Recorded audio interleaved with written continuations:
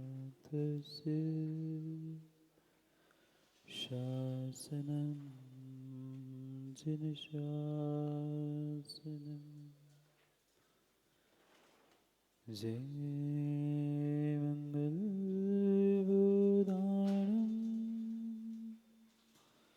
विमलानं नाणिदंसनं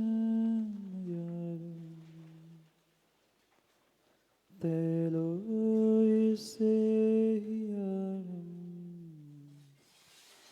नमोऽस्तु सर्वसिद्धारं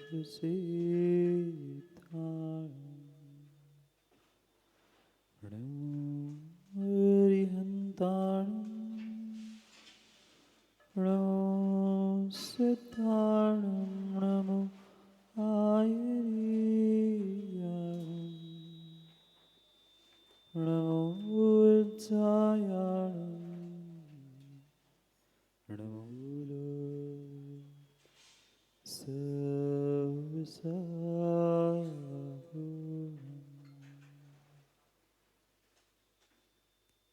अनंत अनंत परम सिद्ध भगवान की 1008 से पार्श्वनाथ भगवान की परम पूज्य आचार्य भगवान कुंद कुंद स्वामी की जय परम पूज्य आचार्य भगवान गुरुवर विशुद्ध सागर जी महाराज सनातन जैन धर्म की जय हो। दोनों परम पूज्य मुनि श्री सुप्रभ सागर जी महाराज की, परम पूज्य मुनि श्री प्रणत सागर जी महाराज की नमोस्तु सत्संग। अंतर्देश वर्धमान स्वामी के शासन में हम सभी रास्ते और उनकी यह पावन पीयूष देशना हम सभी के लिए परम उपकारी।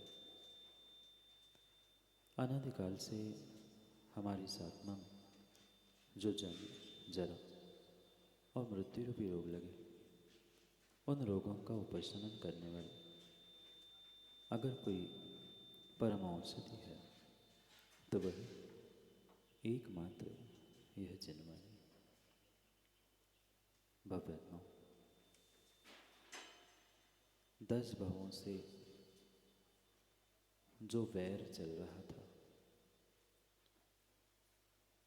वह कैवल्य के प्रकट होते ही विलीन हो गया। इधर पार्स कुमार दीक्षा लेकर पारसनाथ बनते हैं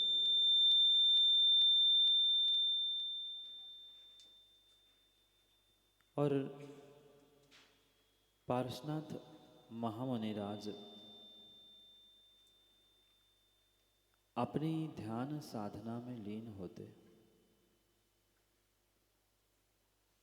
जैसे ही ध्यान की लीनता बढ़ती जाती है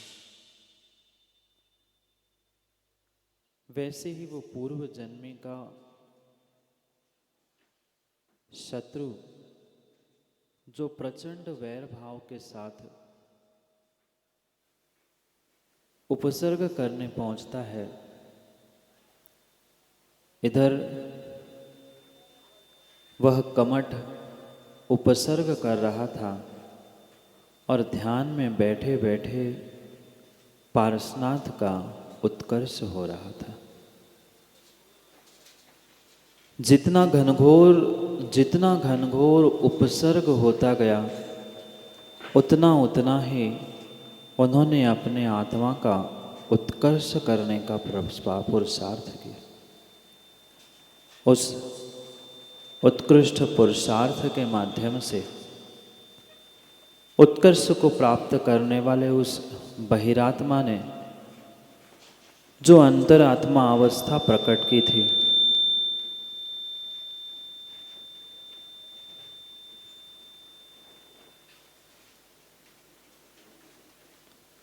उस अंतरात्मा के पुनः पुरुषार्थ के माध्यम से अब चंद मिनटों में जो सकल परमात्मा बनने जाने वाले थे, ऐसे पार्श्वनाथ विहार करते करते उस स्वर्ण भद्र कूट पर विराजे। वह पावन भूमि जहाँ हर काल में 24 तीर्थंकरों का निर्माण होता है, हुंडा सर्पणी काल के कारण से 20 तीर्थंकरों की वर्तमान की निर्माण भूमि सम्मेत शिखर के उस पावन ऊंचाई से पूर्ण टोंक पर विराजे पारस कुमार, जो महामुनि पारसनाथ की उस ध्यान साधना के माध्यम से अपनी पर्याय का, संसार का और भवों का अंत करने का पुरुषार्थ कर रहे थे। क्या करें? ये तो परम सत्य है कि सबके दिन एक से नहीं होते और सब दिन भी एक से, जवाहर जी, नहीं होते। कभी स्वर्गों के देव आए थे गर्भ कल्याणक मनाने के लिए, जन्म हुआ था, दीक्षा ज्ञान कल्याणक, और आज भगवान का मोक्ष भी हो जाएगा। 10 भव पहले कभी उस मिथ्यात्व के साथ जन्म लेने वाले पुरुषार्थ करते करते पहले गुणस्थान से 7 तत्व, सच्चे देवशास्त्र गुरु और अपनी आत्मा पर श्रद्धान करते हुए वह अनादि मिथ्या दृष्टि जीव सम्यक दृष्टि बनता है। और उस सम्यक की इतनी महिमा कि उस सम्यक दर्शन के माध्यम से ही वह क्रम क्रम से गुणस्थानों का आरोहण करते हुए दूसरे गुणस्थान से चौथे गुणस्थान तक पहुंचता है। पहले गुणस्थान मिथ्यात्व का जैसे ही वह विघटन करता है, श्रेष्ठतम जो एक देश जिन संज्ञा को प्रदान करने वाला मोक्ष मार्ग की पहली सीढ़ी रूपी जीव का प्रथम पुरुषार्थ, ऐसा अविरत सम्यक दर्शन रूपी चतुर्थ गुणस्थान को जीव ने प्रकट किया 7 तत्व और आत्मा के श्रद्धान के माध्यम से। दूसरा और तीसरा गुणस्थान चूंकि गिरने का होता है, वे कभी नीचे गिरते ही नहीं। क्रम से पहले गुणस्थान से चौथे गुणस्थान में और चौथे गुणस्थान से व्रती संज्ञा को प्राप्त करते हुए, व्रतों को 12 व्रतों को श्रावकों के धारण करते हुए जीव 5वें गुणस्थान को प्राप्त करता है। जैसे जैसे कोई माँ भोजन बनाती है, माँ भोजन बनाते आप लोग अच्छा कि कच्चा? कच्चा। अच्छा भोजन बनाते हैं। जब भी कभी चावल बनता है, कई बार वह चावल का दाना उस कुकर में, बर्तन में ऊपर जाता है, नीचे होता है, ऊपर जाता है, नीचे होता है। ऐसे ही उस जीव ने कई बार ऊपर नीचे, ऊपर नीचे, ऊपर नीचे करते हुए वह कभी चौथा गुणस्थान, कभी स्वर्गों में गमन, पुनः आकर 5वां गुणस्थान, पुनः स्वर्गों में गमन, पुनः इस मध्यलोक में आकर 7वां 6वां गुणस्थान निर्ग्रंथ दशा को भी प्राप्त कर लिया। महामंडलेश्वर आनंद राजा की पर्याय में भी उस निर्ग्रंथ भेष को धारण किया था, पर वहाँ भी पूर्व जन्म के शत्रु ने उपसर्ग के माध्यम से उनकी उस ध्यान साधना को विचलित करने का प्रयास किया, पर फिर भी वे अपनी 6वें 7वें गुणस्थान से च्युत नहीं हुए। वहाँ से पुनः स्वर्गों से आकर पुनः महामुनिराज बनने का पुरुषार्थ किया, और जैसे ही अंतिम उस पार्श्वनाथ की पर्याय को प्राप्त किया, उस 7वें गुणस्थान के उपरांत क्रम क्रम से 8वां अपूर्वकरण, 9वां गुणस्थान अनिवृत्तिकरण, 10वां गुणस्थान सूक्ष्म कषाय, 12वां गुणस्थान क्षीण मोह। इन क्रम क्रम से गुणस्थानों को प्राप्त करते हुए वह पार्श्वनाथ का जीव 12वें गुणस्थान में जैसे ही पहुंचता है, वह कई भवों का पुरुषार्थ उनका सफल हो गया। क्योंकि जिस जीव ने मोह रूपी शत्रु को जीत लिया, उसने एक देश संसार को जीत लिया।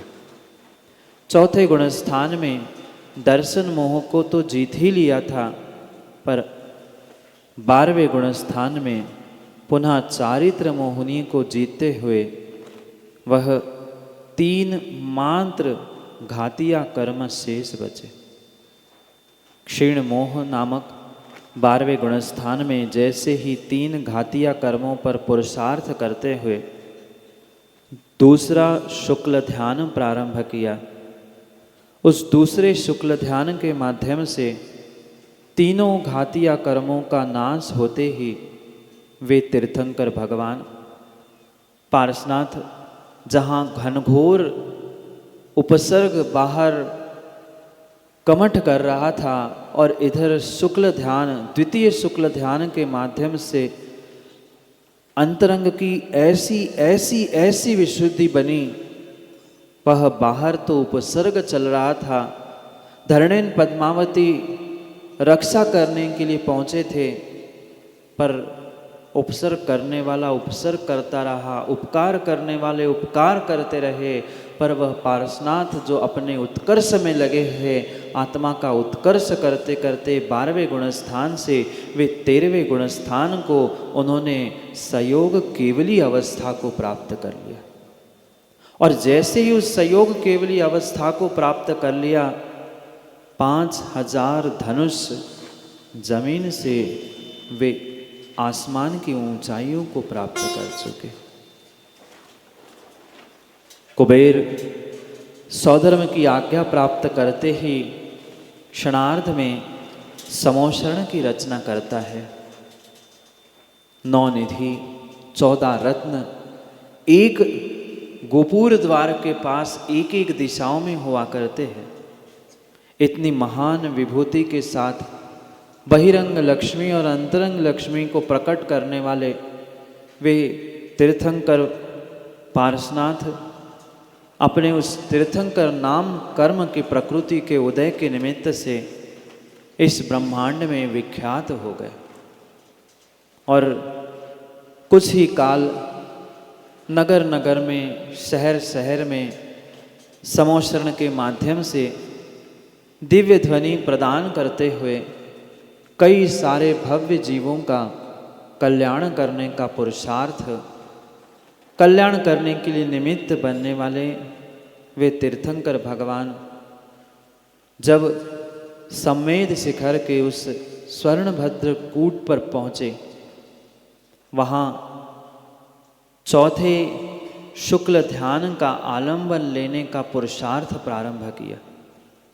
13वें गुणस्थान के अंतिम समय में उस तीसरे शुक्ल ध्यान के माध्यम से और कुछ कर्म प्रकृतियों का क्षय करते हुए पार्श्वनाथ ने 14वें गुणस्थान को प्रकट किया।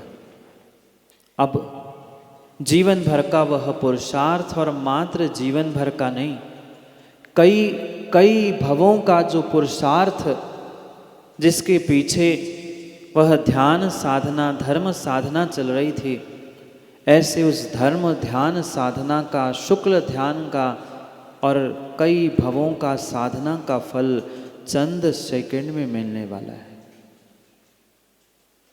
जैसे किसी विद्यार्थी ने खूब तैयारी की, बहुत अच्छे से पढ़ाई लिखाई करके पेपर भी दिए, और जब रिजल्ट का समय आता है तो क्या उसके भाव होते हैं सिंथिल? इलेक्शन हो गए, पर रिजल्ट के दिन वह उत्सुकता वह आनंद जैसे होता है, यहाँ तो जीवन भर का नहीं, कई भवों का रिजल्ट सामने आने वाला था। कई भावों की ध्यान साधना आज फलीभूत होने वाली थी, जिसे एक सामान्य संसार की वधू प्राप्त होती है वह खुश होता है कि कब विवाह हो। तीर्थंकर पारसनाथ को तो साक्षात मुक्ति वधू की वह कामना और मुक्ति वधू की प्राप्ति कुछ क्षणों में होने वाली थी। क्या भावों की विशुद्धि होगी, क्या परिणाम और क्या परिणति होंगे उन जीवों के, जिसके माध्यम से वे अपने आप को, अपने पर्याय को और अनादि के संस्कार को नष्ट करते हुए परमात्मा पद को प्राप्त करने वाले थे। बस 14वें गुणस्थान में जैसे ही योगों का निरोध करते हुए वे पारसनाथ भगवान समय शिखर की वह सर्वोत्कृष्ट टोक स्वर्णभद्र टोक में चौथे शुक्ल ध्यान को प्रारंभ करते हैं, मात्र और मात्र अल्प कुछ क्षणों का सबसे कम समय अगर किसी गुणस्थान का है तो वह हम 14वें गुणस्थान का। 13वें गुणस्थान तक पहुंचने के लिए कई भव लगे, पर परमात्मा बनने के लिए भव नहीं, मिनट नहीं, सेकंड नहीं, मात्र चंद समय ही शेष बचा था।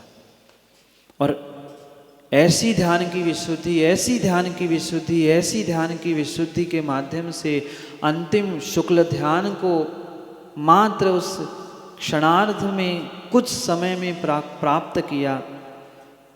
छोटे से अल्प लघु बीजाक्षर के उच्चारण में जितना समय लगता है, मात्र उतना समय ही तीर्थंकर भगवान को 14वें गुणस्थान में लगता है।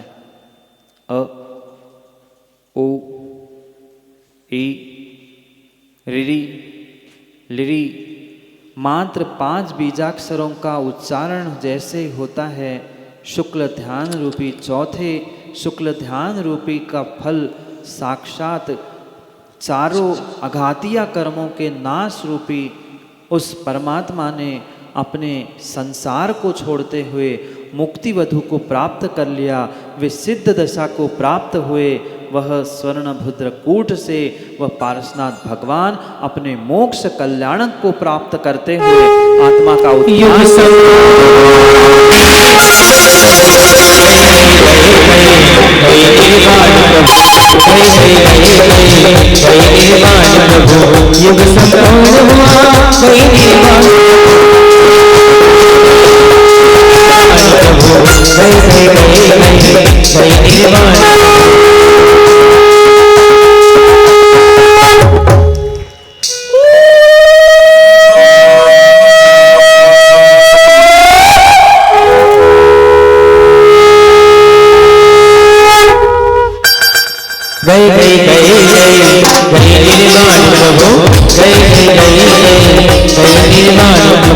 युग संपूर्ण हुआ जय निर्वाण प्रभु।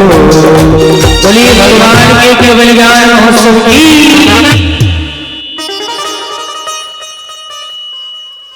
जैसे ही कर्मों की निर्जरा करते हुए भगवान पारसनाथ ने सिद्ध अवस्था प्रकट की,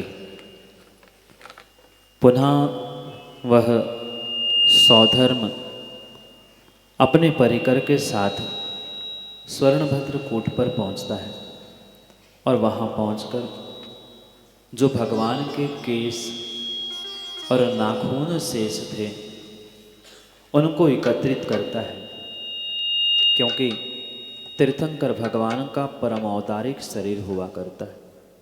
वह कपूर के भांति उड़कर नष्ट होता है, मात्र जहाँ आत्मा के प्रदेश नहीं होते ऐसे बाल, केस और नाखून जमीन पर पड़े मिलते हैं। उसे देखकर वह सौधर्म खुश होता है, आनंदित होता है और तीर्थंकर भगवान पारसनाथ के मोक्ष कल्याण का आनंद मनाता है। कुबेर रत्नों की वर्षा करते हुए उस आनंद उत्सव को मनाने का पुरुषार्थ करता है और सौधर्म अग्नि कुमार जाति के देवों को आमंत्रित करते हुए उन केस और नाखून के संस्कार करने के लिए उद्यत होता है। कई भवों का फल मुक्ति के रूपी इस संसार से पार होने का पुरुषार्थ भगवान का फलीभूत हो गया। अब समय हमारा हो चुका, हमें भी निर्णय करना है कि हमें अपने आत्म कल्याण के पुरुषार्थ के लिए क्या करना। क्योंकि ठेकेदार जी, पंच कल्याणक तो हो ही गया, मोक्ष भी भगवान का आज हो ही गया। अभी तो और क्रियाओं के साथ हमें उस भगवान के कल्याणक और क्रियाओं को भी समझना है। ये संक्षेप से जो जीवन यात्रा को हमने समझने का प्रयास किया, इसमें से एक अंश भी हमारे जीवन में उतर जाए तो हमारा कल्याण हो जाए। करेंगे पुनः। अभी तो मात्र हमने उस जीवन यात्राओं को संक्षेप से समझने का प्रयास किया। पुनः कभी करेंगे और विस्तार से समय की चर्चा, क्योंकि समय पे किया गया काम समय को दिलाता है। बोली भगवान महावीर स्वामी की जय हो। जय परम पूज्य चर्या श्रमणी आचार्य भगवान श्री विशुद्ध सागर जी महाराज की, परम पूज्य मुनि श्री सुप्रभ सागर जी महाराज की, परम पूज्य मुनि श्री प्रणत सागर जी